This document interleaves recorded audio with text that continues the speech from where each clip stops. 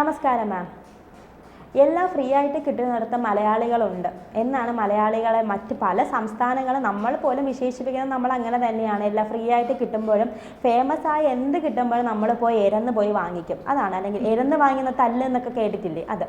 പക്ഷേ ഇപ്പോൾ ഒരു അതിദാരുണമായ സംഭവം എന്ന് പറയുന്നത് Uma Thomas M L A വീണതോടുകൂടിയാണ് പല തട്ടിപ്പുകളും പുറത്തു വന്നത്. അവർ വീഴേണ്ടി വന്നു ഒരു തട്ടിപ്പ് പുറത്തു വരാൻ വേണ്ടിയിട്ട്. അതായത് കല്ലൂർ സ്റ്റേഡിയത്തിൽ നടന്ന പ്രമുഖ നടി ദിവ്യ ഉണ്ണി ഒരു 12,000-ഓളം കുട്ടികളെ സംഘടിപ്പിച്ച് നടത്തിയ ഒരു സ്റ്റേജ് ഷോ ആയിരുന്നോ നൃത്ത പരിപാടിയായിരുന്നോ അവർക്ക് പോലും അറിഞ്ഞില്ല. കാരണം അവർക്ക് അമ്മാതിരി പണിയാണ് കിട്ടിയത്. എന്നാലും നമുക്ക് പറയാം അതൊരു നൃത്തമായിരുന്നു.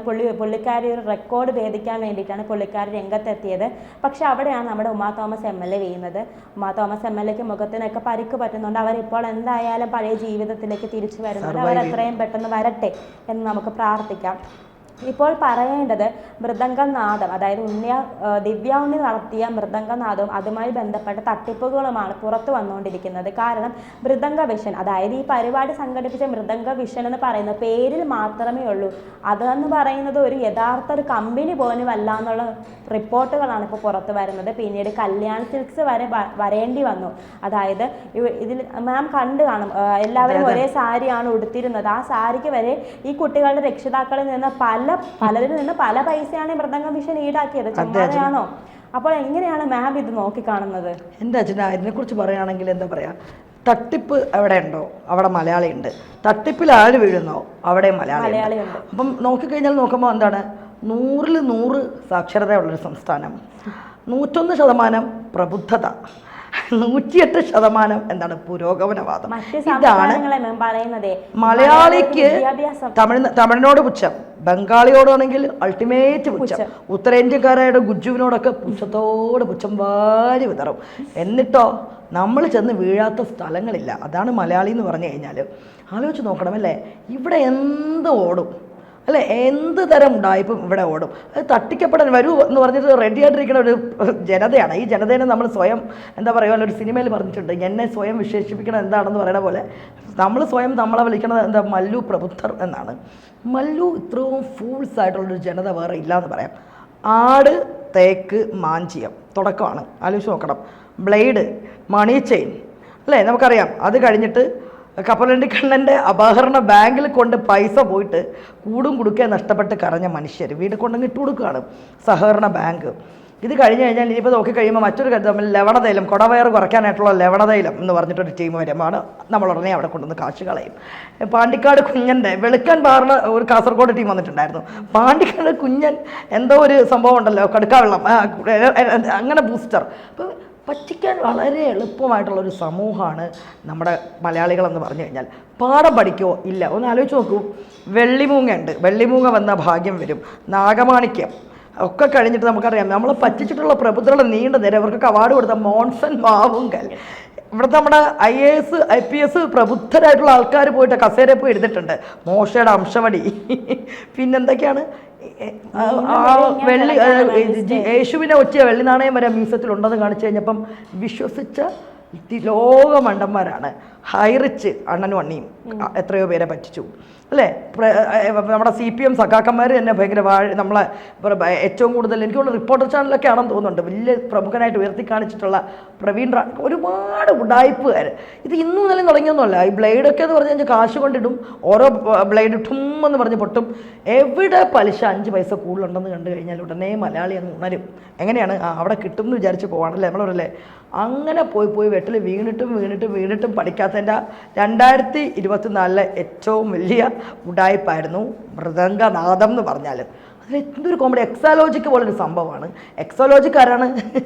ആര് മാത്രമേ കണ്ടിട്ടുള്ളൂ? മാസപ്പടി അങ്ങേര് മാത്രമേ കണ്ടിട്ടുള്ളൂ എക്സാലോജിക്ക്. അതങ്ങനെ അതുപോലെ ഒരു ഉടായ്പ. 2 മേശയും 2 കസേര ഇട്ടിട്ട് കോടികൾ പറ്റിച്ചു ഒരു ഡാൻസ് പരിപാടി എന്ന് പറഞ്ഞിട്ട്. എനിക്കത് കണ്ട് കഴിഞ്ഞപ്പോൾ സത്യം പറയാലോ ചിരി. എനിക്ക് ഇതെന്താ സംഭവം എന്ന് പറഞ്ഞ് നോക്കി. നമുക്ക് പ്രിയദർശൻ സിനിമകളിലുള്ള ഹോയ് എക്സ്ട്രാ നടികളെ കണ്ടിട്ടുണ്ട്.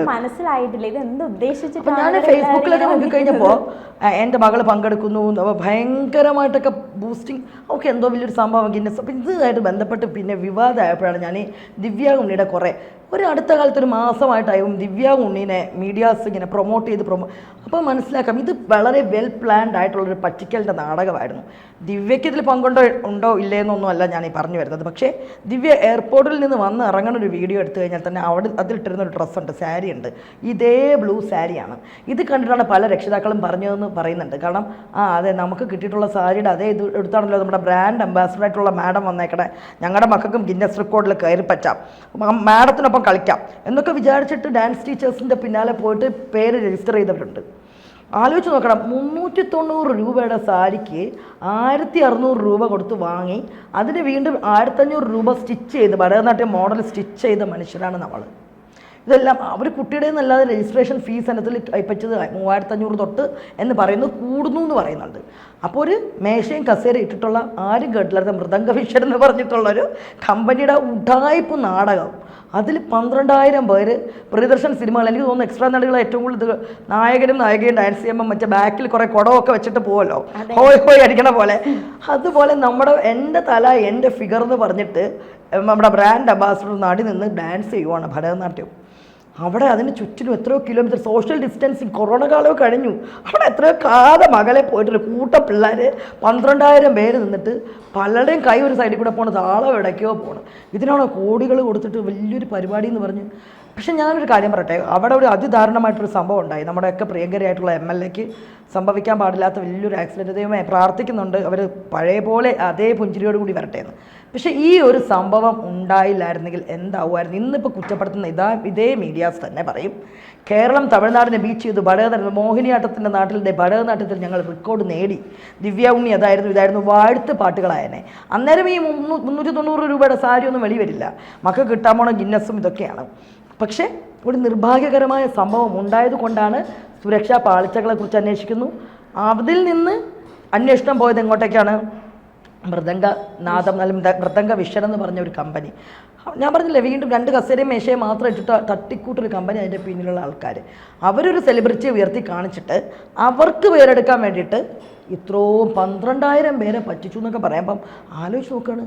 ഈ 21-ാം നൂറ്റാണ്ടിലെ പ്രബുദ്ധ സമൂഹം സ്വയം ഊറ്റം കൊള്ളുന്ന നമ്മൾ എവിടെ പോയി നിൽക്കുകയാണെന്ന് ആലോചിച്ച് നോക്ക്. ഇത്രയും മണ്ടനായിട്ടുള്ളൊരു സമൂഹമില്ല കേട്ടോ വേറെ. ആർക്കും വേണമെങ്കിലും നമ്മളെ പറ്റിക്കാൻ എളുപ്പമാണ്.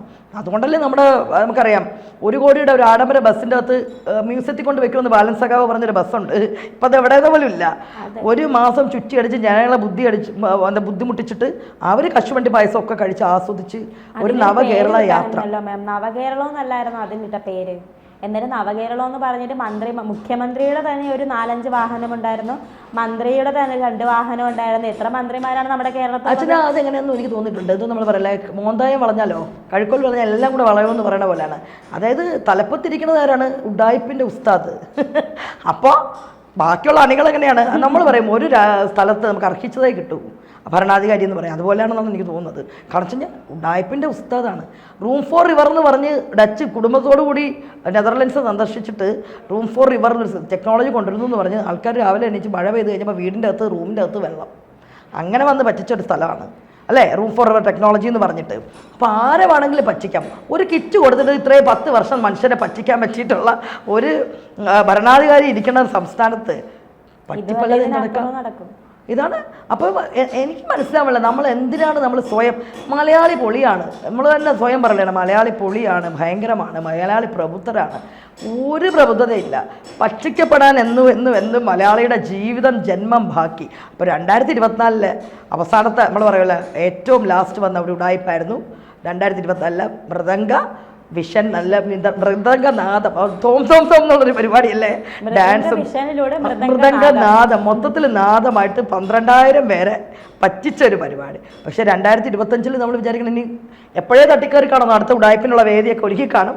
നമ്മൾ ഇതിൽ നിന്നൊന്നും പഠിക്കാൻ പോണില്ല. അടുത്ത പട്ടിപ്പ് വന്നിട്ട് ആൾ റെഡി ആണെങ്കിൽ നമ്മൾ ചെന്ന് വീണ് കഴിഞ്ഞിട്ട് ഇതേ പദം പറച്ചിലാണ്. ഇതിൽ പിന്നെ ഒരു കാര്യമുണ്ട് കേട്ടോ, ആരെയും നിർബന്ധിച്ചൊന്നും ചേർത്തല്ല.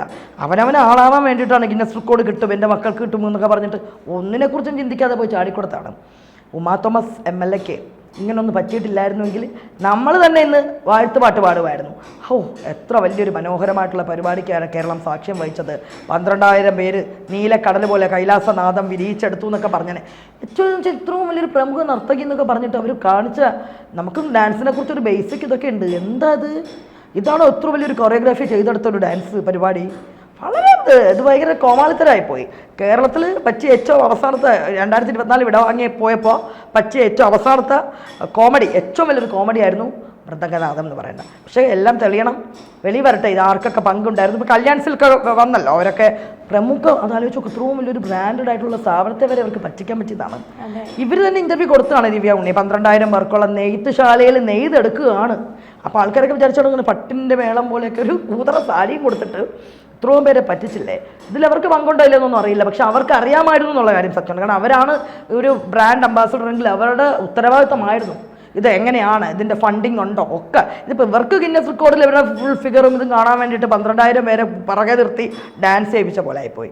പിന്നെ ഈ മലയാളികളോടാണ് പറയേണ്ടത്, പ്രബുദ്ധത എന്ന് പറയുമ്പോൾ വട്ടപ്പൂച്ചയാണ്, സാക്ഷരത വെറുതെയാണ്. സാക്ഷരത കേരളം എന്നൊക്കെ പറഞ്ഞിട്ട് നിങ്ങൾക്ക് ശരിക്കും പറഞ്ഞാൽ വകതിരിവ് ഒന്നുമില്ല, ഒരു വെളിവില്ലാത്തൊരു സമൂഹമാണ് നമ്മുടെ. ഇനിയും ചെന്ന് വീണ് കൊടുക്കരുത്, വീണ് കൂടും കൊടുക്കുകയൊക്കെ കളഞ്ഞിട്ട് പിന്നെ കിടന്ന് പദം പറയരുത്. പക്ഷെ ഇനിയും ഇത് ആരെ പറഞ്ഞിട്ട് കാര്യമില്ല, ഇതൊക്കെ ആരോട് പറയണം എന്നുള്ളതാണ്. ആരോട് പറയാൻ, ആര് കേൾക്കാൻ. കൂടുതൽ വാർത്തകളും വിശേഷങ്ങളും നിങ്ങളിലേക്ക് എത്താൻ ABC മലയാളം സബ്സ്ക്രൈബ് ചെയ്യുക, ബെൽ ബട്ടണും അമർത്തുക.